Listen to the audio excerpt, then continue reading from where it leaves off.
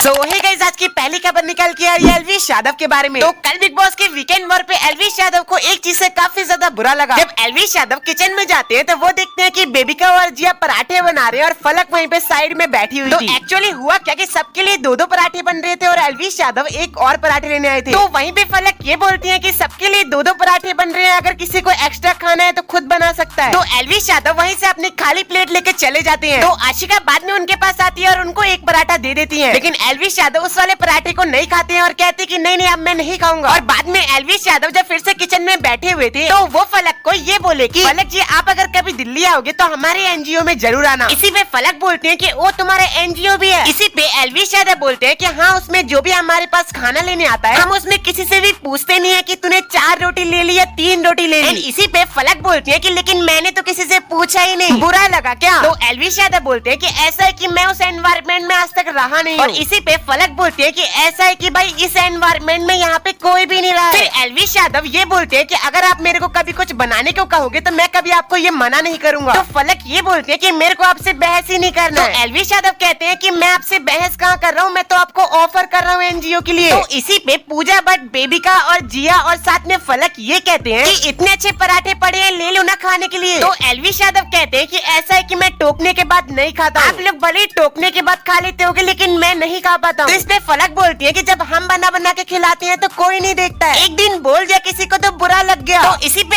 एल्विश यादव ये कहते हैं कि कोई बात नहीं यार, तुम मेरा मत बनाओ। तो फलक कहती है कि ऐसा है एल्विश, आप मुद्दा बना रहे हो। तो एल्विश यादव ये कहते हैं कि यार यहाँ पे मैं मुद्दा किस चीज का बनाऊंगा? तो फलक कहती है कि ऐसा है यार, काउंटिंग की बात है, जिसको बनाना है आके खुद बना ले। तो एल्विश यादव कहते हैं कि यार इन सब चीजों में काउंटिंग की बात मत किया करो यार, छोटा सा साउंड आता है। तो फलक जाते हुए कहती है कि सबको पता है छोटा साउंड कौन कर रहा है। तो एल्विश यादव कहते हैं हाँ, सब देख रहे हैं कौन छोटा साउंड कर रहा है। और फिर बाद में जब एल्विश यादव मनीषा के साथ बात कर रही थी तो ये कहते हैं कि यार यहाँ पे तो मेरे साथ बार बार अजीब ही चीज हो रही है, कोई पानी में साबुन मिला दे रहा है तो कोई तो खाने के लिए ही मना कर दे रहा है, सारे के सारे धर्म कर्म वाले काम हो रहे हैं। बढ़ते हैं नेक्स्ट स्टोरी की तरफ, जो कि है सलमान भाई के बारे में। आपको मालूम होगा काफी टाइम से सलमान भाई बिग बॉस को होस्ट करने किसी काम की वजह से नहीं आ पा रहे थे, लेकिन कल फाइनली वो वीकेंड के वॉर पे बिग बॉस को होस्ट करने आते हैं और उनके सामने सारे के सारे कॉन्स्टेंट बैठे होते हैं। तो सलमान भाई फुकरा इंसान से कहते हैं कि अभिषेक जाओ, मैंने स्टोर रूम में कुछ रखा है, जाओ उसको लेके आओ। तो फुकरा इंसान उधर से एक बोल में मिर्च पाउडर और साथ में एक पानी का गिलास लाते हैं। और फिर सलमान भाई जिया को कहते हैं कि जिया, तुमको क्या लगता है ये किसके लिए है? तो जिया हंसते हुए कहती है कि मेरे लिए। तो फिर सलमान भाई कहते हैं तो फिर जल्दी से खा लो इसको। और फिर जिया उसको खाने के लिए खड़ी भी हो जाती है। तो सलमान भाई कहते हैं क्या जिया, तुमको इसका कारण पता है? मैंने तुमको ये खाने को बोला या फिर तुमको सच में पता है कि तुम्हारी क्या गलती है? तो जिया कहती है कि लास्ट वीक मेरे से एक गलती हो गई थी, मेरे को ये चीज मालूम है। और फिर जैसे ही जिया वो मिर्च पाउडर खाने वाली होती है सलमान भाई उनको मना कर देते हैं। और फिर सलमान भाई कहते हैं कि हमारे गांव में कांदा, मिर्च, रोटी ये सारी चीजें पूरे हिंदुस्तान में खाई जाती है, लेकिन क्या आपको मालूम है साबुन ज्यादातर हम लोग नहाने के लिए यूज करते हैं, खाने के लिए नहीं। तो फिर से जिया रिएक्ट करते हुए हंसते हुए ये कहती है कि I don't know, I was stupid of me do that now. फिर सलमान भाई हैंड वॉश को लेते हैं और उसमें जो जो पीछे लिखा होता है वो सारी चीजें उनको पढ़ के बताने लगते हैं और कहते हैं कि ये सारी चीजें हमारे सेहत के लिए हानिकारक होती है। फिर सलमान भाई कहते हैं कि पानी पिलाना एक पुण्य का काम होता है और आपने उसमें साबुन डाल दिया। तो फिर जिया ये कहती है कि हाँ मैं जानती हूँ, मैंने बेवकूफी वाला काम किया। तो फिर सलमान भाई कहते हैं आपने वो कांड करने के बाद फिर से उसका मजाक बनाना शुरू कर दिया। और फिर सलमान भाई अविनाश को बोलते हैं कि अविनाश भी उस टाइम पे उस चीज के लिए हंस रहा था। तो फिर अविनाश सलमान भाई से कहता है कि मैंने इसको उस टाइम पे रोका था और मैंने कहा था कि उसमें नमक वाला पानी मिला देना चाहिए था, साबुन नहीं। तो फिर सलमान भाई ने कहा कि देखो अविनाश, तुम ऐसा भी तो एल्विश को कह सकते थे ना, एल्विश उसको मत पी, उसमें उसने साबुन मिला दिया मजाक में, लेकिन आपने ऐसा एल्विश को कुछ भी नहीं कहा। अविनाश इस पे बस सिर हिलाते हैं और कुछ भी नहीं कहते हैं। और थोड़ी देर बाद सलमान भाई जिया की बेइज्जती मारना शुरू कर देती है। तो हुआ कुछ ऐसा, सलमान भाई जिया को कुछ भी बोल रहे थे तो वो बस हंस के उसका जवाब दे रही थी। एंड सलमान भाई ने जिया को जब एल्विश को सॉरी बोलने को कहा तब भी जिया हंसते हंसते सॉरी बोल रही थी। तो सलमान भाई जिया को कहते हैं कि जिया ये कोई तरीका नहीं होता है माफी मांगने का, आपसे जब भी कुछ पूछा जा रहा है तो आप बस हंस रही है, बत्तीसी दिखा के कोई सॉरी मांगना माफी नहीं होता है। तो अब बात कर लेते हैं कैरी मिनाटी के बारे में। आप लोगों को मालूम होगा कैरी मिनाटी ने एक अभी वीडियो अपलोड किया है जिसमें उन लोगों ने पैरोडी बनाया है व्लॉगर्स का। तो जिन यूट्यूबर्स ने इस वाली वीडियो को एंटरटेनमेंट पर्पस के लिए वो तो काफी ज्यादा खुश है, लेकिन कुछ यूट्यूबर इसको एंटरटेनमेंट पर्पस के लिए नहीं अपना रोस्ट समझ रहे हैं एंड इसलिए वो लोग कैरी मिनाटी से नाराज हैं। तो पहली बात कर लेते हैं फ्लाइंग बीस्ट के बारे में। तो फ्लाइंग बीस्ट बोले कि छोटा भाई समझ के माफ कर रहा हूँ, वरना मैं भी रोस्ट कर देता तुझको